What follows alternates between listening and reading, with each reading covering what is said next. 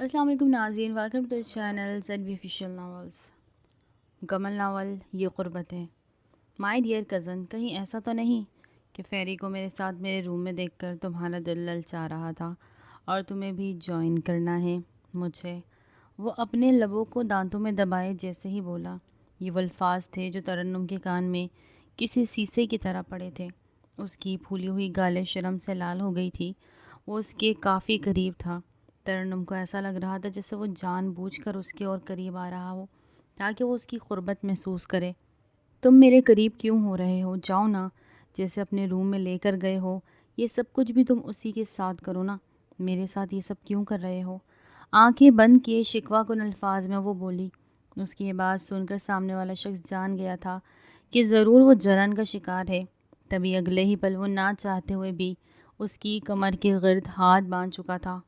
اچھا، تو مجھے اب پتہ چلا، جب میں ایسے راتوں کو فن کے لیے لڑکیوں کو اپنے روم میں لاتا ہوں تو تم مجھے چھپ چھپ کر دیکھتی ہو اور تمہیں بالکل اچھا نہیں لگتا نا؟ ایسی بات ہے نا؟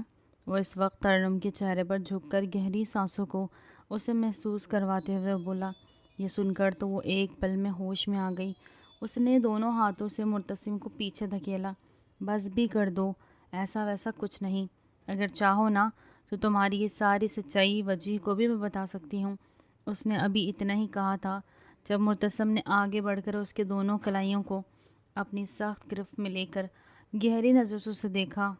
اچھا، پھر تم یہ مت بھولنا کہ ایسا بھی ہو سکتا ہے کہ میں چاہوں تو جا کر وجیح کو بتا سکتا ہوں کہ کیسے تمہارا اور لقمان کا کالج میں چکر ہے، ورنہ تم دونوں اس روز ایک کلاس میں روم میں کیوں ہوتے؟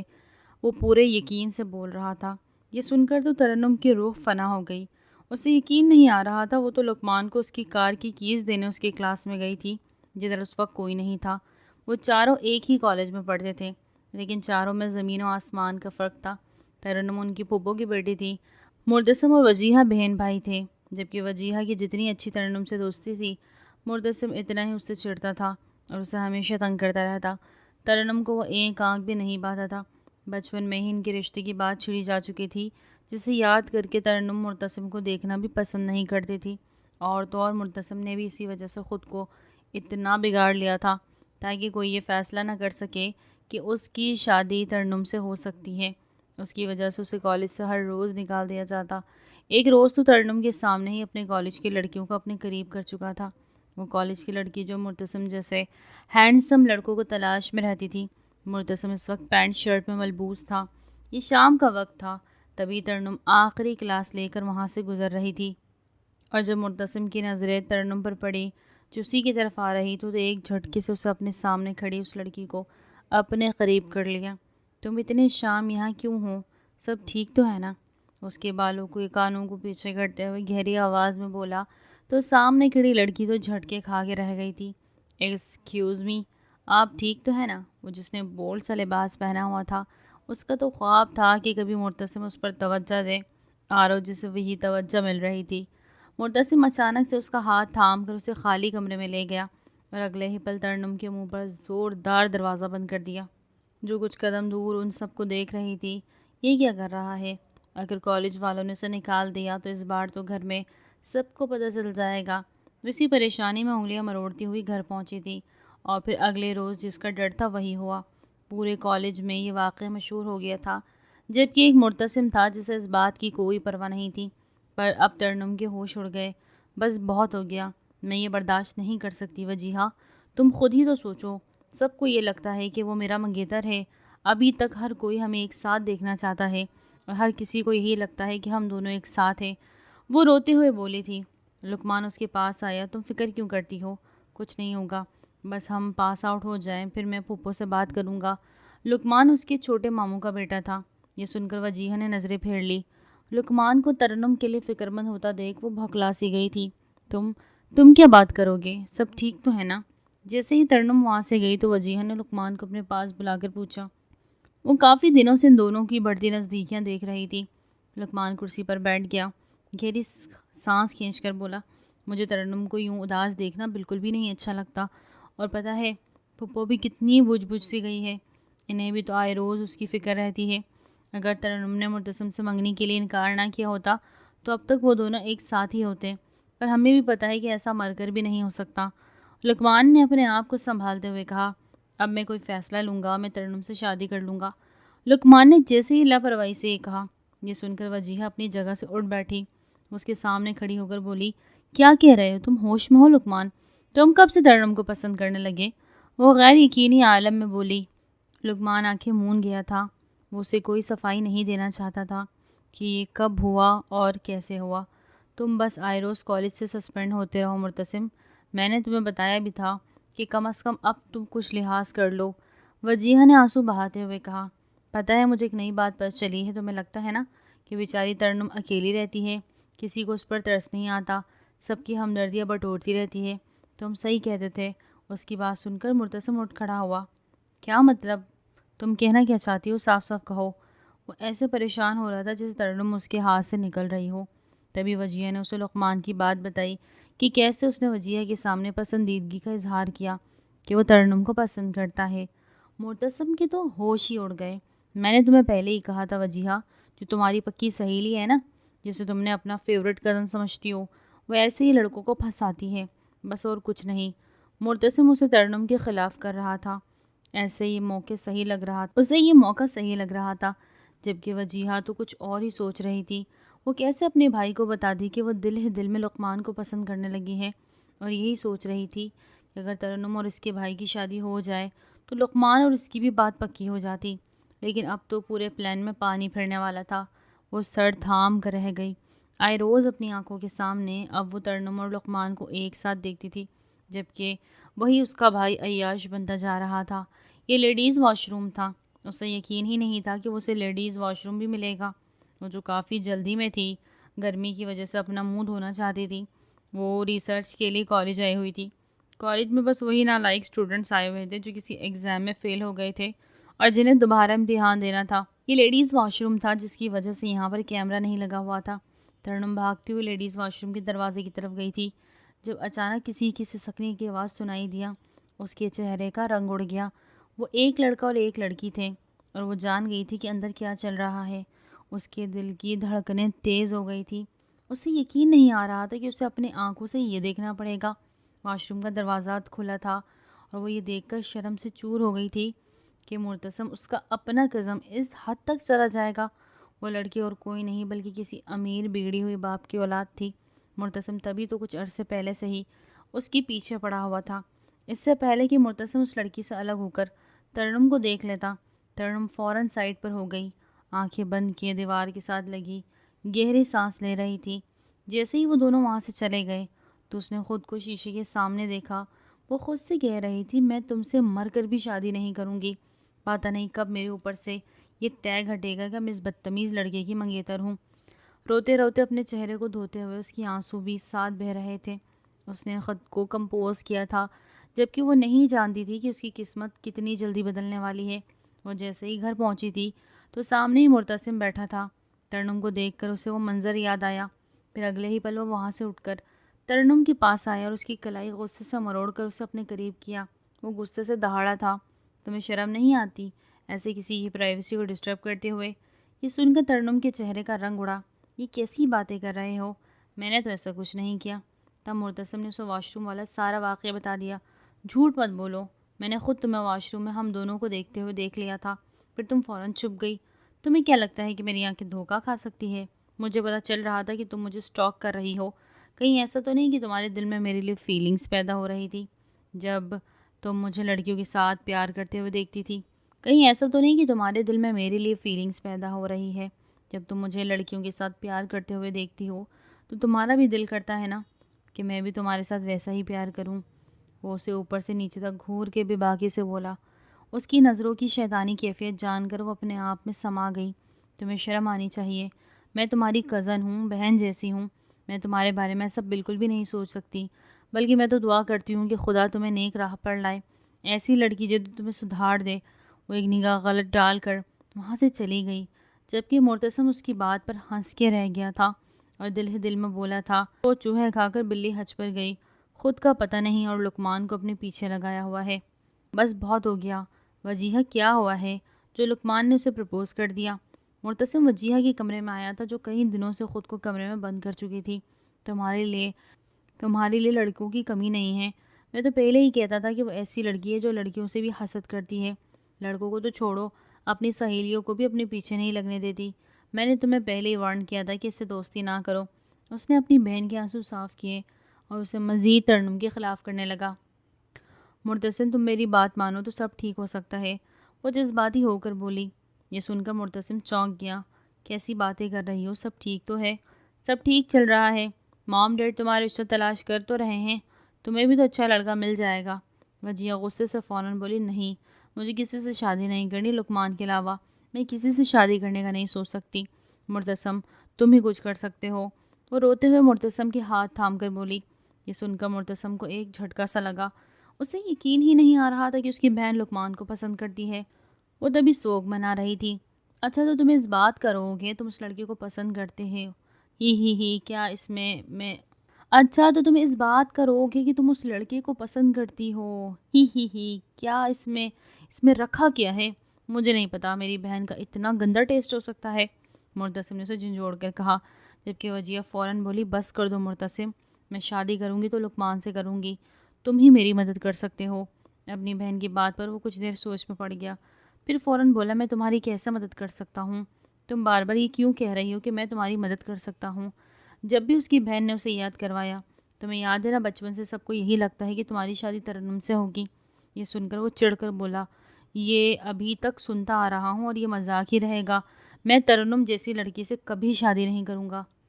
جب وجیہہ نے اس سے کہا تمہیں کرنی پڑے گی، اگر تم اس مذاق کو حقیقت میں بدل دو نا پھر لقمان سے میری شادی ہو سکتی ہے.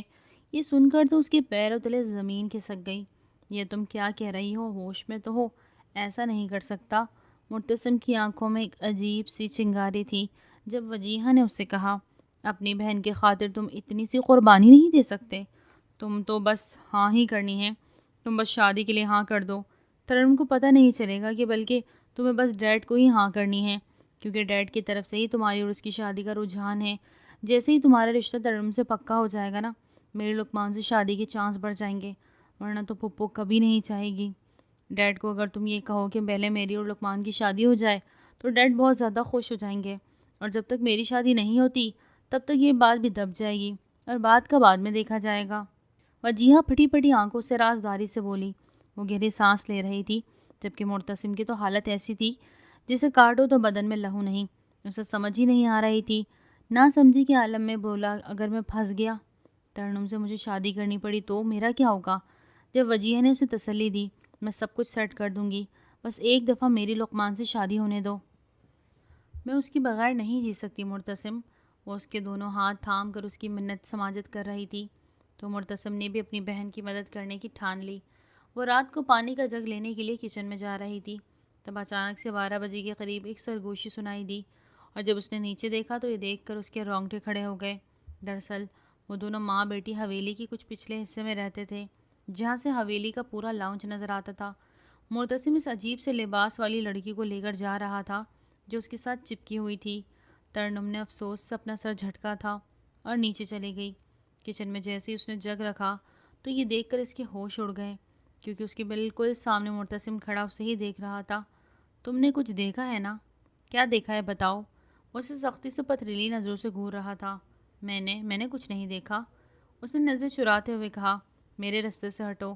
اگلے ہی پل اپنے ہاتھ سائڈ پہ کرتے ہوئے اسے ہٹنے کا کہہ رہی تھی جب مرتسم نے اسے دیوار کے ساتھ پین کر لیا. بتاؤ پہلے تم نے مجھے دیکھا ہے کہ نہیں؟ اگلے ہی پل تنگ آ کر ترنم نے غصے سے کہا. ہاں، میں نے تمہیں اس بے حیا لڑکی کے ساتھ اپنے کمرے میں جاتے ہوئے دیکھا ہے. بس بتا دینا، اب ہٹو میرے رستے سے. ترنم نے بس اتنا ہی کہا تو مرتسم کی ہنسی پورے کچن میں گونجی تھی. تم کیوں جیلس ہوتی ہو؟ پتہ ہے اب میں اس کے ساتھ کیا کرنا ہے. یہ کہتے کہتے اس نے ترنم کی کمر کی گرد بازو حائل کر کے اسے اپنے قریب کر لیا. اب اس کے چہرے پر جھکنے ہی لگا تھا جب ترنم نے اسے پیچھے دھکیل دیا. بے شرم انسان، ابھی تک تمہیں پتہ نہیں چلا میں تم جیسے لڑکوں سے نفرت کرتی ہوں، تمہیں پسند بھی نہیں کرتی. اسے اتنا ہی کہا تھا جب مرتسم اس کی کلائی دبوچ چکا تھا اور دہاڑ کر بولا. پتہ ہے مجھے اچھی طرح، تمہارا کام تو لقمان جیسے معصوم لڑکوں کو پھنسانا ہے، اور یہ کام بھی تم نے کر لیا. لیکن تم فکر مت کرو، وہ تمہیں کبھی نہیں ملے گا، سمجھی تم؟ اس کی یہ بات سن کر ترنم کے پیروں تلے زمین نکل گئی. مرتسم وہاں سے چلا گیا. جاتے جاتے ترنم نے ایک نظر اس کے کمرے پہ دوڑائی کھڑکی کا پردہ تھوڑا سا ہٹا ہوا تھا اور اندر کا منظر دیکھ کر وہ خود میں ہی سمٹ گئی۔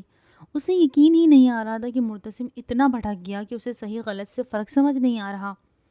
واہ، یہ تم مجھے کہہ رہے ہو مرتسم، کیا تم سچ میں ترنم سے نکاح کے لیے تیار ہو؟ اس کی ڈیڈ نے جب یہ سنا تو فوراً اٹھ گئے تھے۔ ڈیڈ، بٹ میری ایک بات کان کھول کر سن لے، میں تب اس سے نکاح کروں گا جب لقمان اور وجیہہ کی شادی ہو جائے گی۔ میں نے آپ سے پہلے ہی کہا تھا، اس سے پہلے یہ بات آؤٹ نہیں ہونی چاہیے، اور ترنم اور پھپھو کو تو بالکل نہیں پتہ ہونا چاہیے، کیونکہ پتہ ہے نا ترنم جیسے نکچڑی سی، اس کو بات سمجھانے میں تھوڑا ٹائم لگے گا، اور میں نہیں چاہتا میری بہن کی شادی کی تیاریوں میں رنگ میں بھنگ ڈلے۔ مرتسم نے ناک چڑھا کر کہا۔ اس کے ڈیڈ خوش ہو گئے اور اس کی پیٹھ پر تھپکی دیتے ہوئے بولے، ارے تم فکر مت کرو، اب میں تو بہت زیادہ خوش ہوں، چلو کل ہی میں تمہارے چچا سے بات کرتا ہوں، اور یوں وجیہہ اور لقمان کا رشتہ پکا ہو جائے گا۔ وجیہہ تو مرتسم کو اب اپنے ہاتھ کا چھالا بنا کے رکھ رہی تھی، لیکن جب مرتسم نے اس کی یہ بات سنی تھی نا کہ وہ وجیہہ کا پورا کمرہ گھر سر پر اٹھا چکا ہے، ایسی بکواس تم کیسے کر سکتی ہو؟ تمہیں شرم نہیں آتی؟ وہ حیرت زدہ ہو کر بولا تو وجیہہ نے اسے تفصیل سے بتایا، دیکھو میں بس یہ کہہ رہی ہوں کہ تم میری شادی کے وقت اس کے قریب رہنا، اور خاص طور پر ڈیڈ کے سامنے اور پھپھو کے سامنے، تاکہ آگے جا کر کوئی پریشانی نہ ہو، اور لقمان بھی یہی لگے کہ ترنم تمہیں پسند کرتی ہے اور تم میں انٹرسٹڈ ہے۔ میں تو صرف اس لیے کہہ رہی ہوں ایسے سینس کریٹ کرنا لقمان کے سامنے، تاکہ وہ یہی سمجھے کہ ترنم تو تمہاری طرف مائل ہو رہی ہے۔ میری بات تو تمہیں سمجھ آ رہی ہے نا کہ بس اس سے میری شادی پر اچھا اثر پڑے، لقمان مجھ میں دلچسپی لے گا۔ وجہ نے فخر سے اسے پوری تفصیل بتا کر آنکھیں پھیلائی تو مرتسم کو یہ سوچ کے حیرت ہوئی، ارے واہ، مجھے تو لگتا تھا کہ تم بہت چھوٹی ہو، لیکن تمہارے چھوٹے سے دماغ میں تو بڑی بڑی باتیں آ رہی تھی۔ مرتسم نے اس کے سر پر چپت لگا کر کہا، اور پھر دل ہی دل میں سوچ کر مسکرایا کہ شادی کے سارے فنکشن میں وہ ترنم کو زبردستی اپنے قریب کرے گا، اور ایسے ہی پریشان میں ڈبائے گا کہ وہ خود بخود اس کے قریب ہو جائے گی۔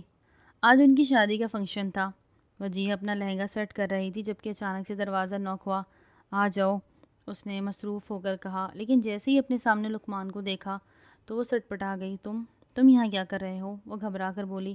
جب لقمان نے فوراً سختی سے اسے اپنے قریب کیا، یہ سب کیا ہے وجیہہ؟ وہ دہاڑ کر بولا۔ وجیہہ کانپتی آواز میں معصوم بن کر بولی، یہ سب تو ہمارے فنکشنز کی تیاری ہے، تم ابھی تک تیار کیوں نہیں ہوئے؟ جب کپکپاتی ہوئی آواز میں بولی تو لقمان نے اس کی کمر کے گرد بازو جمائے۔ وجیہہ کے دل کی دھڑکن تو تیز ہو گئی، وہ تو یہی چاہتی تھی کہ ایسے ہی اس کے قریب ہو۔ جب لقمان نے اگلی بات کہی تو وجیہہ کے قدم جم گئے۔ تم ایسا کیسے کر سکتی ہو؟ تمہارے سامنے میں نے خود بتایا تھا کہ میں ترنم کو پسند کرتا ہوں، تو پھر یہ سب کیا؟ ابھی بھی وقت نہیں ہی گیا، دیکھو سب کو سچائی بتا دو۔ لقمان دھیرے سے اسے سمجھا کر بولا۔ یہ سن کر وجیہہ نے گہری سانس لی اور نظریں چرا کر بولی، کیسی سچائی؟ سچائی تو مجھے تمہیں بتانی چاہیے۔ سچائی یہ ہے کہ ترنم تو میرے بھائی کو پسند کرتی ہے، وہ تو مرتسم کے آگے پیچھے منڈلاتی رہتی ہے، وہ تو مرتسم تھا جو ترنم کے خاطر میں نہیں لاتا، اور اب یہ میری وجہ سے مرتسم بھی راضی ہو گیا، وہ اس سے شادی کرنا چاہتا ہے۔ ترنم تو خوشی سے ہواؤں میں اڑ رہی ہے، یقین نہیں آتا تو جا کر خود دیکھ لو۔ وجیہہ نے نم آنکھوں سے نظریں چرائی، سر جھٹکا اور لاپرواہی سے لقمان سے کہا۔ لقمان کو تو جس اپنی سماعت پر یقین نہیں ہے، کیا کہہ رہی ہو؟ کہاں ہے ترنم؟ وہ بے یقینی سے بولا، پتہ نہیں، لان میں ساری تیاری کر رہی ہے، جا کر خود دیکھ لو۔ وجیہہ نے کندھے اچکائے اور اپنے کام میں مصروف ہو گئی۔ لقمان غصے سے لمبے ڈگ بھرتا ہوا وہاں سے نکل گیا۔ وجیہہ نے فوراً مرتسم کو کال ملائی، میں لقمان کو ترنم کے پاس لان میں بھیج دیا ہے، اب آگے کا سارا کام تم سنبھال لینا۔ یہ کہہ کر وجیہہ نے فون بند کر دیا اور دل ہی دل میں فاتحانہ مسکراہٹ سجا لی۔ اب مزہ آئے گا نا، جب لقمان اپنی آنکھوں کے سامنے مرتسم اور ترنم کو اتنے قریب دیکھے گا تو ترنم کے دل میں چھپی ساری فیلنگز کھل کر سامنے آ جائے گی۔ اگر ایسا نہ ہوا تو میرا نام بھی وجیہہ نہیں۔ وہ دانت پیستی ہوئے آئینے کے سامنے اپنی تیاری کا جائزہ لینے لگی۔ سر یہ آپ کیا کہہ رہے ہیں؟ آپ کو پتہ ہے نا ترنم میم کو کاکروچ سے بہت ڈر لگتا ہے، مرتسم کے ایک ملازم نے جھجکتے ہوئے کہا۔ مرتسم نے سرد لہجے میں کہا، جو میں نے کہا ہے وہی کرو، اسے دوپٹے میں کاکروچ ہونا چاہیے۔ وہ وہیں کھڑا ترنم کو دیکھ رہا تھا جو سیڑھیوں پر چڑھی پھولوں کی سجاوٹ کر رہی تھی۔ کچھ ہی لمحوں بعد ترنم نیچے اتری اور دوپٹہ اٹھایا۔ جیسے ہی اس نے دوپٹہ اٹھایا، کاکروچ اس کے دوپٹے سے پھسلتا اس کی قمیص کے اندر جا گھسا۔ ترنم کو جیسے کچھ رینگتا ہوا محسوس ہوا، دہشت سے چیختی ہوئی ادھر ادھر اچھلنے لگی۔ مرتسم وہی کڑا تماشا دیکھ رہا تھا۔ تبھی مرتسم جلدی سے آگے بڑھا۔ ارے کیا ہوا ترنم، کیوں چیخ رہی ہو تم؟ وہ فکر مندی سے بولا۔ ترنم تقریباً روتی ہوئی اس کے قریب چلی گئی۔ میری شرٹ میں کچھ ہے۔ وہ بار بار یہی دہرا رہی تھی۔ مرتسم نے نرمی سے اس کا رخ بدلا اور قمیص کو ذرا سا کھولا۔ ارے یہ تو کاکروچ ہے، مرتسم نے ہنسی دباتے ہوئے کہا۔ ترنم چیخ مار کے مرتسم کے سینے میں چھپ گئی۔ ٹھیک ہے میں دیکھتا ہوں، بس تم بالکل بھی مت ہلنا، مرتسم نے سخت لہجے میں کہا، جس پر ترنم سخت ہو گئی۔ اسی لمحے لقمان بھی لان میں پہنچ گیا۔ اس کی آنکھوں کے سامنے مرتسم و ترنم کی یہ قربت جیسے کسی خنجر کی طرح اس کے دل میں پیوست ہو گئی۔ اسے وجیہہ کی گئی ہر بات یاد آنے لگی۔ مرتسم نے لقمان کو سائڈ سے دیکھتے ہوئے ترنم کو اور قریب کر لیا۔ ترنم کا دوپٹہ ڈھیلا ہو چکا تھا، کمر کی ڈوری بھی کھلی ہوئی تھی۔ مرتسم کا ہاتھ نرمی سے اس کی کمر پہ پسل رہا تھا اور وہ حرارت ترنم کے وجود میں سلگن بھر رہی تھی۔ لقمان کے چہرے پر غصے کی سرخی چھا گئی، اس کے جبڑے سختی سے بھیج گئے۔ یہ منظر دیکھ کر لقمان کے ہوش اڑ گئے۔ اس کا دل جیسے چور چور سا ہو گیا۔ وہ جان چکا تھا کہ جو فیصلہ اس کی قسمت میں لکھا گیا ہے وہی اس کے لیے بہتر ہے۔ لقمان چپ چاپ وہاں سے چلا گیا۔ ادھر مرتسم نے گھاس کی طرف اشارہ کرتے ہوئے اپنا ہاتھ باہر نکالا اور کہا، چلو وہ رہا کاکروچ۔ ترنم فوراً سے اس سے دور ہو گئی۔ اسے یقین نہیں آ رہا تھا کہ مرتسم نے اس کی مدد کی، لیکن اگر اسے معلوم ہوتا کہ یہ سب مرتسم کی چال تھی تو وہ شاید اس وقت اس کا منہ توڑ دیتی۔ فی الحال تو اسے مرتسم کی ہمدردی نے چپ کروا دیا۔ ڈیڈ یہ اب کیا کہہ رہے ہیں؟ ابھی تو وجیہہ اور لقمان کی شادی ہونے دیں، مرتسم نے بے یقینی سے کہا۔ شادی ہو جائے گی، لیکن میں چاہتا ہوں کہ خوشی کے اس موقع پر ایک اور خوشخبری بھی سب کو دے دوں، اور ویسے بھی تمہاری پھپھو سے بات کر لوں گا۔ میں نے دیکھا ہے ترنم تمہیں دیکھ کر شرما رہی تھی، اس کے چہرے پر لالی دیکھو۔ یہ سن کر مرتسم اپنا سر تھام کے رہ گیا۔ اس کی بنائی ہوئی ساری چالیں بکھر گئی۔ دوسری طرف وجیہہ بےحد خوش تھی کیونکہ لقمان اس کے آگے پیچھے گھوم رہا تھا۔ مرتسم کو وجیہہ پر بے تحاشا غصہ آ رہا تھا، جس نے نہ صرف اپنے بلکہ اپنے بھائی کے لیے بھی چال چلی تھی۔ اماں یہ سب کیا ہو رہا ہے؟ ایسا کیسے ہو سکتا ہے؟ ترنم نے کپکپاتی آواز میں کہا۔ وہ ابھی ابھی اپنی منگنی کی افواہیں سن کر واپس آئی تھی اور اب حقیقت سن کر ہکا بکا رہ گئی۔ اس کی ماں نے نرمی سے سمجھایا، بیٹا میں انکار کیسے کرتی، ویسے بھی وجیہہ اور لقمان بھی تو ایک ہو رہے ہیں، تو کیا ہی حرج ہے کہ تم دو اپنے گھر کی ہو جاؤ، ابھی کون سا فوراً شادی ہو رہی ہے۔ سب سن کر ترنم کے چہرے کا رنگ اڑ گیا۔ اسے مرتسم کہیں نظر نہیں آ رہا تھا۔ شادی کی ساری رسومات میں وہ اتنا مصروف تھا کہ ترنم کو اس سے بات کرنے کا موقع ہی نہ ملا، لیکن ترنم نے دل میں عہد کر لیا تھا کہ شادی کے بعد وہ ہر صورت میں مرتسم سے بات کرے گی، چاہے اسے مرتسم کے کمرے میں جانا پڑے۔ اور یوں ایک رات وہ ہمت کر کے مرتسم کے کمرے میں چلی گئی، مگر مرتسم وہاں موجود نہیں تھا۔ وہ ٹیرس کی طرف گئی، وہاں بھی کوئی نہ تھا۔ جب وہ پلٹنے لگی تو اس نے دیکھا کہ روم کے دروازے پر مرتسم ایک لڑکی کے ساتھ کھڑا ہے۔ دونوں نشے میں جھوم رہے تھے۔ لڑکی ہنستے ہنستے لڑکھڑا رہی تھی اور مرتسم اسے سنبھال رہا تھا۔ ترنم کے قدموں تلے زمین نکل گئی۔ پھر اس کے کانوں میں مرتسم کی آواز گونجی، پتہ ہے تمہیں، میں نے اپنی بہن کا گھر بسانے کے لیے سب کیا۔ لقمان ترنم کو پسند کرتا تھا تو مجھے اس جیسی مغرور لڑکی سے شادی کا ڈرامہ کرنا پڑا۔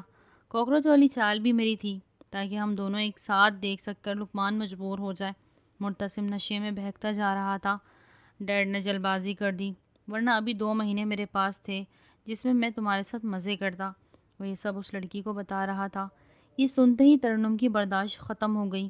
وہ پوری قوت سے ٹیرس کا دروازہ کھول کر اندر آئی۔ اس کی آنکھوں میں انگارے دہک رہے تھے۔ مرتسم جو اس لڑکی پر جھکا ہوا تھا، ہلچل دیکھ کر فوراً پیچھے ہٹ گیا۔ تم یہاں کیا کر رہی ہو ترنم؟ وہ غصے سے دہاڑا۔ اس کے قریب آیا، لیکن اگلے ہی لمحے ترنم کا ہاتھ ہوا میں بلند ہوا اور ایک زوردار تھپڑ مرتسم کی گال پر پڑا۔ تم نے کیا کیا میرے ساتھ؟ ترنم کی آنکھوں میں آنسو تیرنے لگے۔ وہ لڑکی اپنے آپ کو جلدی سے سنبھالنے کی کوشش کر رہی تھی، مگر اس سے پہلے ہی گھر والے شور سن کر کمرے میں پہنچ گئے۔ لڑکی کو دیکھ کر مرتسم کے ڈیڈ کے چہرے کا رنگ اڑ گیا۔ یہ سب کیا ہے مرتسم؟ یہ لڑکی یہاں کیا کر رہی ہے؟ ان کا لہجہ سخت اور لرزتا ہوا تھا۔ میں نہیں جانتا ڈیڈی، یہ لڑکی یہاں۔ مرتسم بھوکلا کر بہانے بنانے والا تھا کہ ترنم نے ان کے سامنے آ گئی۔ میں بتاتی ہوں آپ کو ماموں، ترنم کی آواز میں زلزلہ تھا۔ آپ کو پتہ ہے یہ کالج سے کیوں نکالا جاتا رہا؟ آپ کو یہی بتا گیا کہ لڑائی جھگڑے کی وجہ سے، لیکن اصل میں یہ ہر بار لڑکیوں کے ساتھ اسکینڈلز کی وجہ سے نکالا گیا۔ روز نئی لڑکی، روز نیا کھیل، اور یہ مجھ سے شادی کرنا نہیں چاہتا تھا۔ یہ سب رشتہ وجیہہ اور لقمان کی شادی کروانے کا ایک بہانہ تھا۔ رشتوں کی حقیقت سن کر ہر کوئی دنگ رہ گیا۔ کسی کو اپنی آنکھوں اور کانوں پر یقین نہیں آ رہا تھا۔ مرتسم نظریں جھکا کر کھڑا تھا۔ اسی وقت پھپھو آگے بڑھی اور اپنی بیٹی کا ہاتھ تھام کر غصے سے بولی، لحاظ کرو، یہ گھر کا بیٹا ہے، کیسی باتیں کر رہی ہو تم؟ مگر ترنم نے اپنا ہاتھ چھڑوا لیا۔ اماں بس بہت ہو گیا، اماں اب بہت ہو گیا۔ تبھی تو بیٹے بگڑ جاتے ہیں جب ان کی ہر غلطی پر پردہ ڈال جاتا ہے، اور صرف غلطی نہیں گناہ ہے، اور میں ایسے انسان سے شادی کا سوچ بھی نہیں سکتی۔ یہ کہہ کر ترنم وہاں سے چلی گئی۔ مرتسم صفائی دینے کے لیے اپنے ڈیڈ کے آگے گڑگڑانے لگا، ڈیڈ میں نے ایسا کچھ نہیں کیا، مگر اگلے ہی لمحے مرتسم کے ڈیڈ نے ایک زوردار تھپڑ اس کے چہرے پہ مارا، جس سے وہ سیدھا بیڈ پر جا گرا۔ آج تم نے میرا سر شرم سے جھکا دیا مرتسم، آج کے بعد مجھے ڈیڈ کہہ کر مت بلانا، تمہارا باپ آج سے تمہارے لیے مر چکا ہے۔ یہ کہتے ہوئے ان کی آواز میں وہ زخم بول رہے تھے جو اولاد کی بدکرداری نے دیا۔ مرتسم آنسوؤں میں ڈوبا اپنے ڈیڈ کے قدموں پر گر گیا۔ ڈیڈ پلیز، جو کہیں گے کروں گا، مگر مجھے ایسے مت چھوڑے، میرا دل ٹوٹ رہا ہے پلیز۔ وہ روتا رہا، گڑ گڑاتا رہا، اور اس دن اس کے باپ نے ایک بہت بڑا فیصلہ کر لیا، ایسا فیصلہ جو مرتسم کی زندگی ہمیشہ کے لیے بدل دینے والا تھا۔ ترنم، جب مرتسم کا کوئی اعتراض نہیں ہے تو پھر تم کیوں فضول میں منع کر رہی ہو؟ اس کی ماں اسے سمجھا رہی تھی۔ اماں بس بھی کر دیں، اس لڑکے سے میں کیسے نکاح کر لوں، وہ بھی اتنی ایمرجنسی میں، ماموں کو کیا ہو گیا ہے؟ تبھی اس کی اماں نے اسے بتا دیا کہ مرتسم نے اپنے ڈیڈ کی شرط مان لی ہے، وہ تم سے ابھی نکاح کر لے گا۔ یہ سن کر ترنم کے چہرے کا رنگ اڑ گیا۔ اپنی ماں کی منتیں کر لے اور تو اور اپنی ماں کے اس کے بھائی کے ساتھ رشتے کی وجہ سے ترنم کو ماننا پڑا۔ تب اس کے ماموں نے کہا تھا کہ نکاح کے فوراً بعد رخصتی ہوگی، تو یہ سن کر ترنم کی روح فنا ہو گئی۔ اس کی ماں نے بس اسے ایک لفظ کہا تھا کہ تم نے چپ رہنا ہے، جو ہو رہا ہے ہونے دو، وہ ہمارے خاندان کا بیٹا ہے، اس کے عیبوں پر پردہ ڈالنا ہمارا فرض ہے۔ اسے ایسا لگ رہا تھا جیسے اس کی دنیا اجڑ گئی۔ جس شخص کا اصلی چہرہ اس نے سب کے سامنے لا کر کھڑا کیا تھا، وہی شخص اب اس کو شوہر بن گیا تھا۔ وہ گمسم سی بس ایک صوفے پر بیٹھی، وہی کمرہ تھا جدھر اس نے مرتسم کو کسی اور عورتوں کے ساتھ کئی دفعہ دیکھا۔ یہ سوچ رہی تھی جب دھڑام سے دروازہ کھلا۔ اسے یقین نہیں تھا کہ مرتسم اتنے ڈرامے کے بعد بھی نشے میں جھومتا ہوا اس کے پاس آئے گا۔ ایک ساتھ سگریٹ تھی جس کا کش وہ لگا رہا تھا۔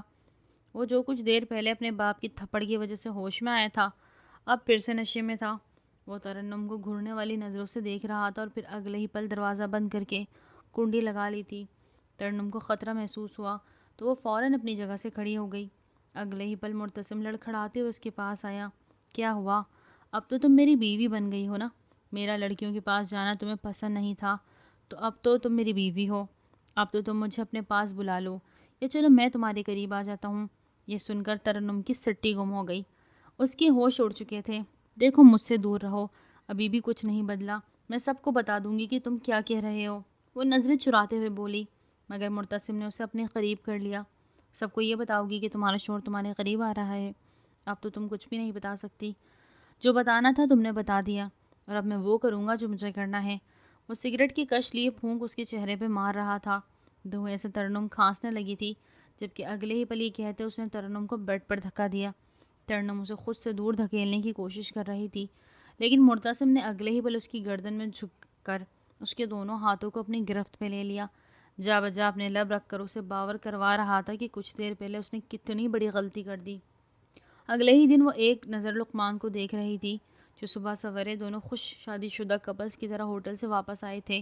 میں تم سے ایک بات کرنا چاہتی ہوں لقمان، ایسے مجھ سے منہ موڑ کر مت جاؤ، تمہیں بہت بڑی غلط فہمی ہوئی ہے۔ ترنم جو لقمان سے بات کرنا چاہتی تھی، موقع ملتے ہی اس نے آگے بڑھ کر اسے روکا۔ اب مجھے فرق نہیں پڑتا، کچھ نہیں ہو سکتا، جو ہونا تھا ہو گیا۔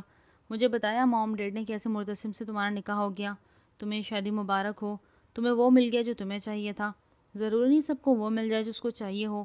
لقمان یہ بات کہہ کر جانے لگا جب ترنم کی آنکھوں سے آنسو بہنے لگے۔ وہ ہچکی کے ساتھ اس سے بولے کہ تم غلط سمجھ رہے ہو، میں نے مرتسم کو کبھی نہیں چاہا، اگر ایسا چاہتی تو کل رات کا منظر سب کے سامنے لا کر اس کی سچائی سب کو نہ بتاتی۔ یہ تو مرتسم صرف اور صرف اپنی بہن کی خاطر کیا، کیونکہ یہ جو ابھی وہ سب کچھ بتاتی جب وجیہہ فوراً آ گئی۔ یہ تم کیا کہہ رہی ہو؟ بس کر دو، اب تم اپنے شوہر پر توجہ دو۔ مرتسم کہاں تمہیں ڈھونڈ رہا ہے، وہ دیکھو یہاں وہاں تمہیں تلاش کر رہا ہے، لگتا ہے اس کا دل نہیں بھرا۔ وجیہہ کی معنی خیز بات سن کر ترنم کے چہرے کا رنگ لال ہو گیا۔ اسے یاد آیا کہ کیسے زبردستی مرتسم نے اس سے حق لیا تھا، اور پھر اسے سائڈ پر سو گیا جیسے وہ کوئی معنی نہ رکھتی۔ اور سچ بات تو یہ ہے، صبح سویرے جب وہ اٹھی تھی تو مرتسم کمرے میں موجود نہیں تھا، وہ کہیں باہر گیا ہوا تھا اور اب شام کے وقت واپس آیا تھا۔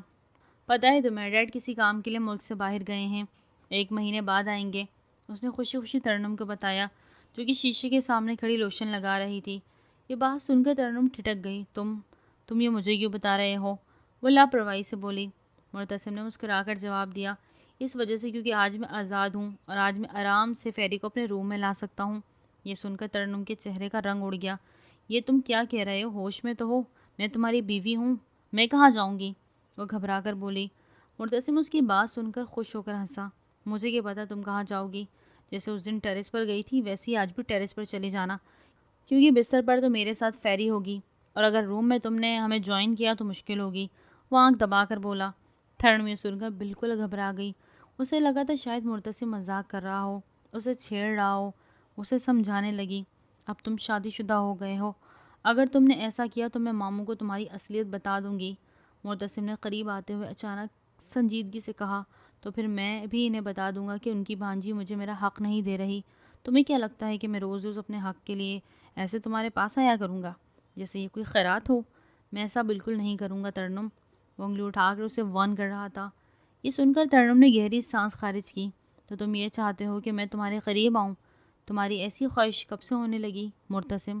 پہلے تو تم ایسے نہیں تھے۔ ترنم کی بات سن کر مرتسم بھوکلا سا گیا۔ وہ بیڈ پر آ کر بیٹھ گیا۔ ہاں، میں پہلے ایسا نہیں تھا، اب صرف اور صرف ڈیڈ کی وجہ سے مجھے ایسا کرنا پڑ رہا ہے، ورنہ تم کچھ غلط مت سمجھنا، اور اگر میں کسی لڑکی کو یہاں لے کر آیا ہوں تو اس کی وجہ بھی تم ہی ہوگی۔ وہ لاپرواہی سے کہتا ہوا بے رخی سے دوسری طرف کروٹ لے کر لیٹ گیا، جبکہ ترنم سر تھام کر بیٹھ گئی تھی۔ اسے سمجھ نہیں آ رہی تھی کہ وہ کیا کرے۔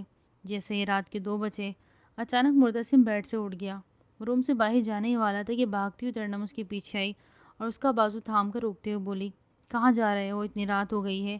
وہ بے رخی سے بولا، میں جہاں بھی جاؤں تمہیں کیا مسئلہ؟ جاؤ آرام سے سو جاؤ، بلکہ تم ایسا کرو ٹیرس پر جا کر سو جاؤ، یہاں تو تم ساری رات ڈسٹرب ہوگی کیونکہ میں ساری رات جاگوں گا، اس کی کان میں سرگوشی کرتے ہوئے مرتسم نے کہا۔ یہ سن کر ترنم کے ہوش اڑ گئے۔ اس سے پہلے کہ مرتسم باہر نکلتا، اگلے ہی پل ترنم نے بجلی کی تیزی سے آگے بڑھ کر اس کے ہاتھوں پر ہاتھ رکھ لیا۔ مرتسم جو جا رہا تھا ترنم کی اچانک رد عمل پر ٹھٹک گیا۔ آنکھیں پھاڑے وہ اسے دیکھ رہا تھا۔ اگلے پل ترنم نے دروازہ بند کیا اور مدھم آواز میں مرتسم کا ہاتھ تھام کر اسے اندر لے جانے لگی۔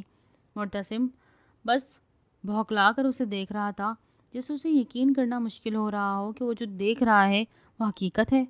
ترنم یہ سب مجبوری کے تحت کر رہی تھی، کیونکہ وہ بالکل نہیں چاہتی تھی کہ اپنے بڑوں کے سامنے مرتسم شرمندہ ہو۔ وہ اسے بیڈ پر بٹھا چکی تھی۔ آج اس نے مجبور ہو کر خود ہی پہل کی اور اس کے قریب ہوئی۔ وہ جیسے اس کے قریب گئی تو مرتسم پھر سے اسے بیڈ پر بیڈ پر لٹا چکا تھا۔ وجیہ اسے نظریں تک نہیں ملا رہی تھی، کیونکہ وہ جانتی تھی کہ اس کے دل میں چور تھا۔ ترنم اس حد درجے کی ناراض تھی۔ لقمان بے شک دل کا اچھا تھا، اور ترنم جانتی تھی کہ جب لقمان کو حقیقت معلوم ہوگی تو وہ وجیہ کو کبھی معاف نہیں کرے گا، اور وجیہ ہرگز نہیں چاہتی تھی۔ مگر ایک روز جب مرتسم نے پھر سے لقمان کو تانے دیا تو ترنم سے برداشت نہ ہو سکا۔ اس نے اپنی ساری خاموشی توڑ دی، چبا چبا کر ہر لفظ پر زور دے کر بولی، میں کمزور نہیں ہوں، بس بہت ہو گیا۔ اگر میں نے لقمان کے سامنے تمہاری اور تمہاری بہن کی سچائی کھول دی نا تو تمہاری بہن کا رشتہ ختم ہو جائے گا۔ وہی بہن جس نے لقمان کو پانے کے لیے میرے کردار پر انگلی اٹھائی، مجھے برا بھلا کہا اور مجھے پھنسایا۔ یہ کہتے ہوئے ترنم کی آواز کپ کپا رہی تھی۔ تبھی پیچھے سے قدموں کی چاپ سنائی دی۔ لقمان پیچھے ہی کھڑا تھا۔ وہی سب سن کر دہک اٹھا، آگے بڑھ کر بولا، کیا سچائی ہے ترنم؟ تم مجھے بتا سکتی ہو؟ ترنم نے روتے روتے لقمان کو ساری سچائی بتا دی۔ لقمان کا تو دل پسیج گیا، اسے یقین ہی نہیں آ رہا تھا۔ اس نے فیصلہ کر لیا تھا کہ وہ وجیہ کو کبھی معاف نہیں کرے گا۔ وجیہ اب جو ہمیشہ اس کے قریب آتی تھی، اسے اپنی طرف راغب کرتی تھی، اس پل کو یاد کرتی تھی جب اس کی شادی آرام سے ہو گئی اور شادی کی پہلی رات لقمان خود اپنا حق وصول کرنے اس کے قریب آیا۔ اسے وہ خوشی دی جو وجیہ چاہتی تھی، لیکن اچانک سے سب کچھ بدل گیا۔ اب وہی لقمان اسے منہ موڑے سو رہا تھا، جبکہ وہی دوسری طرف اچانک ہی رات کو سوتے سوتے ترنم گھبراہٹ کے مارے اٹھ کر بیٹھ گئی۔ اس نے جیسے ہی لائٹ آن کی تو مرتسم کی بھی آنکھ کھل گئی۔ کیا ہوا ہے؟ اب کیا تماشا ہے؟ آرام سے سو کیوں نہیں جاتی؟ لائٹ آف کرو، وہ تنگ آ کر بولا جب ترنم نے اٹھ کر اس سے کہا، میری حالت بہت خراب ہو رہی ہے، مجھے سانس نہیں آ رہی، مجھے اسپتال لے کر چلو۔ اس کی بات سن کر مرتسم پریشان ہو گیا۔ یہ کیا کہہ رہی ہو؟ سب ٹھیک تو ہے؟ اپنی جگہ سے اٹھ کر وہ اس کے پاس آیا، اس کا ہاتھ تھام کر اپنے ہاتھوں میں مل کر وہ پریشان ہو کر بولا، مجھے پتہ نہیں کیوں گھبراہٹ ہو رہی ہے، پلیز کچھ کرو۔ وہ گہری سانس لے رہی تھی اوکے ٹھیک ہے چلو ریڈی ہو جاؤ، میں تمہیں ہاسپٹل لے کر جاتا ہوں۔ وہ دونوں کچھ دیر پہلے ہی ہاسپٹل سے واپس آئے تھے۔ وجیہہ جو پاگلوں کی طرح لاؤنج میں چکر کاٹ رہی تھی، رو رو کر آنکھیں سوجی ہوئی تھی، اپنے سامنے ترنم کو یوں خوش دیکھ کر جھٹ سے اس کی طرف لپکی اور پھر چیخ کر بولی، تم نے میرے ساتھ اچھا نہیں کیا، میرا گھر اجاڑ دیا، میری اچھی خاصی شادی کو برباد کر دی۔ وہ صبح سویرے ہسپتال سے آتے ہی ترنم کی گردن تھام چکی تھی۔ اگلے ہی پل مرتسم تیزی سے اس کے قریب آیا اور اپنی بہن کو ترنم سے دور کیا۔ غصے سے بولا، یہ کیا حرکت ہے، دور ہو جاؤ اس سے، تمہیں پتہ نہیں ہے ایکسپیکٹ کر رہی ہے، تم پھپھو بننے والی ہو۔ مرتسم نے خوشی خوشی خبر سب کو سنائی۔ یہ تم کیا کہہ رہے ہو؟ وہ چونک کر بولی، وہ جیسے پتھر کی ہو گئی، اس کی نظریں جھک گئی تھی۔ سب گھر والے وہاں پر آ گئے تھے۔ یہ خبر سن کر ہر کوئی خوش تھا، گھر میں ہر طرف خوشی کی لہر دوڑ گئی۔ ڈاکٹر نے سختی سے ہدایت دی تھی کہ ترنم کو مکمل بیڈ ریسٹ چاہیے۔ جب مرتسم کو پتہ چلا کہ وہ باپ بننے والا ہے تو وہ بالکل ہی بدل سا گیا۔ وہ بدلاؤ تو پہلے ہی آ چکا تھا جب ترنم ہر رات اسے روکنے کی کوشش کرتی، خود اس کے لیے قربان کرتی۔ اب تو وہ حد سے زیادہ خیال رکھنے لگا، بیڈ سے پاؤں بھی نیچے نہیں رکھنے دیتا تھا۔ 2 سال گزر گئے، اللہ نے ترنم کو ایک بیٹا عطا کیا۔ مرتسم اور ترنم اب خوشحال زندگی گزار رہے تھے۔ ادھر وجیہہ کی زندگی ٹھہر سی گئی تھی۔ وہ 2 سال سے اپنے شوہر لقمان کا انتظار کر رہی تھی جو امریکہ بزنس کے سلسلے میں چلا گیا تھا۔ وجیہہ سجدے میں گڑ گڑا کر دعا مانگ رہی تھی کہ تبھی اچانک سے اسے ایک مانوس خوشبو کا احساس ہوا، وہی خوشبو جو 2 سال پہلے لقمان کے سینے سے لپٹتے ہوئے محسوس کی تھی۔ اس نے سجدے سے سر اٹھایا، سامنے لقمان کو دیکھ کر اپنی آنکھوں پر اسے یقین نہ آیا۔ وجیہہ لپک کر اس کے سینے سے لگ گئی اور پھونٹ پھونٹ کر رونے لگی۔ لقمان نے بھی اسے اپنے بازو میں سمیٹ لیا۔